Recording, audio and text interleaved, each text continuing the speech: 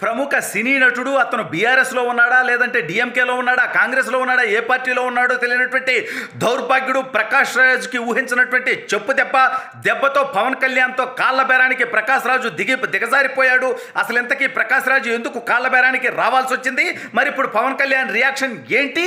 ఇంతకీ ప్రకాష్ రాజు అనేటువంటి దౌర్భాగ్యుడు చేసినటువంటి తప్పుడు పని ఏంటి అనేది ఈ వీడియోలో వివరించబోయే ముందుగా ఇప్పటివరకు మన ఛానల్ సబ్స్క్రైబ్ చేయని వాళ్ళు ఖచ్చితంగా సబ్స్క్రైబ్ చేయండి. ఇక విషయానికి వస్తే పోలోం అంటూ ఆంధ్ర రాష్ట్రంలో చంద్రబాబు నాయుడు గారి మీదకి, లోకేష్ గారి మీదకి, పవన్ కళ్యాణ్ గారి మీదకి, అంటే వీళ్ళంటే వాళ్ళ ఆస్తుల జోలికి, వ్యాపారాల జోలికి, వ్యక్తిగత జీవితాల జోలికి పోరు కాబట్టి ప్రతి కుక్క మురిగేటువంటి ప్రయత్నం చేస్తూ ఉంది. మనందరం చూస్తూ ఉన్నాం. ఈ రాష్ట్రంలో ఉన్న వాళ్ళు సరిపోయినట్టుగా జగన్మోహన్ రెడ్డి పేమెంట్ ఇచ్చి పేటీఎం కూలీలు పెట్టుకొని పక్క రాష్ట్రంలో ఉన్నటువంటి దౌర్భాగ్యులు కూడా ప్రకాష్ రాజ్ అనేటువంటి దౌర్భాగ్యుడికి ఈ ఆంధ్రప్రదేశ్ రాష్ట్రానికి ఏమైనా సంబంధం ఉందా?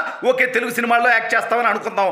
అయితే నువ్వు తెలుగు రాజకీయాల మీద, అంటే ఈ రాష్ట్రంలో అరాచకాలు జరిగినప్పుడు ప్రశ్నించడు ఒక ఎంపీని కొట్టించినప్పుడు జగన్మోహన్ రెడ్డి గారు ఆ రోజు ఈ ప్రకాష్ రాజ్ అనేటువంటి గాడిద గనక నోరు తెరిచి మాట్లాడుంటే, ప్రజాస్వామ్యంలో ఇది తప్పని మాట్లాడుంటే ఇవాళ మాట్లాడుండొచ్చు. మాట్లాడితే గత 10 రోజులుగా హైలైట్ అవ్వడం కోసం, ప్రతిపక్షాల్లో వీడికి సీటు తెచ్చుకోవడం కోసం, రాజకీయంగా గుర్తింపు పొందడం కోసం మాట్లాడితే సనాతన ధర్మం, ఆ ధర్మం, ఈ ధర్మం అంటూ సనాతన ధర్మాన్ని, ఈ దేశ వారసత్వాన్ని అవమానిస్తూ పవన్ కళ్యాణ్ గారిని పదే ఆ జస్టాస్ కింగ్ అంట. ఈ బోడిగాడు ఎక్కడ దొరికిపోయాడంటే వీడికి 2 చెంపలు వాచిపోయేలాగా పవన్ కళ్యాణ్ గారి అభిమానులు కొట్టాల్సినటువంటి అవసరం లేదండి. ఈ దౌర్భాగ్యుడు ఈడే చెప్పు దెబ్బతిన్నాడు.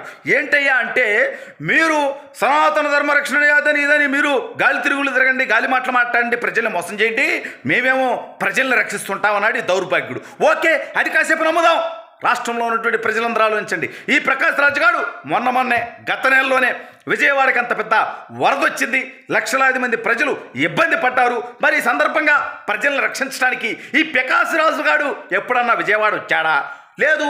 ఈడి జేబులో నుంచి ఒక ₹1 డబ్బులు తీసి వరద బాధితులకి ఇదిగో ఈ మజ్జిగ ప్యాకెట్, ఈ పాల ప్యాకెట్, ఈ పూట తిండి ఒక్కడికన్నా పెట్టామంటారా? నికృష్టడువో పవన్ కళ్యాణ్ గారు తన సొంత డబ్బు ₹6 కోట్ల, తెలంగాణ ₹1 కోటి, ఆంధ్రాలో ₹1 4 కోట్ల తన పంచాయతీరాజ్ శాఖ మంత్రిగా ఉన్నాడు కాబట్టి 400 పంచాయతీలకి ₹4 కోట్ల పంచాయతీకి ₹1,00,000 ఇచ్చి ఆయన చేస్తే, అతని మీద నువ్వు ఆరోపణలు చేసేటువంటి ప్రయత్నం చేస్తే, అంటే బీఆర్ఎస్ కమ్ముడు పోయావు, కేసీఆర్ని కలిసావు, కేటీఆర్ని కలిసావు, ఆంధ్ర మీద విషం చిమ్మేటువంటి దౌర్భాగ్యుడు నువ్వు.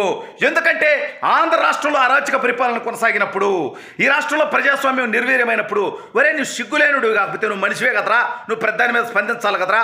మరి దుర్గగుడిలో వెండి సింహాలు మాయమైనప్పుడు నువ్వెందుకు నోరు తెరిచి మాట్లాడలేదు? అదేవిధంగా అంతర్వేదిలో రథం తగలబడినప్పుడు ఇది తప్పురా జగన్గా అని నువ్వు ఎందుకు మాట్లాడలేకపోయావు? నువ్వు ఇవాళ తిరుమల లడ్డూలో వాడేటువంటి నెయ్యి, ఈ కల్తీ విషయంలో రాజకీయాలు చేయవద్దని చెప్పేటువంటి నువ్వు రామతీర్థంలో శ్రీరామచంద్ర ప్రభు తల తీపిస్తే ఆ కేసును గాలి కొదిలేసినటువంటి జగన్మోహన్ రెడ్డి ఈ దేశంలో 80% మంది హిందువులు ఉన్నారు, వాళ్ళ మనోభావాలను దెబ్బతీయడం తప్పురా జగన్గా అని చెప్పి నువ్వే రోజన్నా మాట్లాడుంటే ఈరోజు నీకు మాట్లాడేటువంటి కనీస అర్హత ఉంటుంది. ఇటువంటి దౌర్భాగ్యులంతా తమ రాజకీయ అవసరాల కోసం, తమ ఎదుగుదల కోసం, తమ గుర్తింపు కోసం, తమ అవకాశాల కోసం ఈ రాష్ట్రంలో, ఈ దేశంలో చిచ్చు పెట్టేటువంటి నికృష్టపు ఆలోచన చేస్తూ ఉంటారు. ఈ దౌర్భాగ్యుడు ఇంత పొట్టుగాడు కదా, తెలివైనోడు కదా, వీడు అందరినీ ఆసుకుతుంటాడు కదా. వీడు కర్ణాటకలో మొన్న లోక్సభ ఎన్నికల్లో పోటీ చేశాడు. వీడికి డిపాజిట్ కూడా వీడు పోటీ చేసిన సీట్ ఏదో కూడా తెలియదంటే వీడికి డిపాజిట్ అదని మనకు తెలుసు, వాడు సీరియస్ క్యాండిడేట్ కాదని మనకు తెలుసు, ప్రజల్ని మోసం చేసేటువంటి దుర్మార్గుడు అని మనకు తెలుసు. మరి అటువంటిప్పుడు మనం వాడిని ఎందుకు ఫాలో అవుతాం? మొత్తానికి వీడినైతే ప్రజలు చెప్పుతో కొట్టి డిపాజిట్ కూడా లేకుండా నీకు రిజల్ట్ ఇచ్చినప్పటికీ సిగ్గు లేకుండా నువ్వు ప్రజలను కాపాడుతుంటావు కదరా.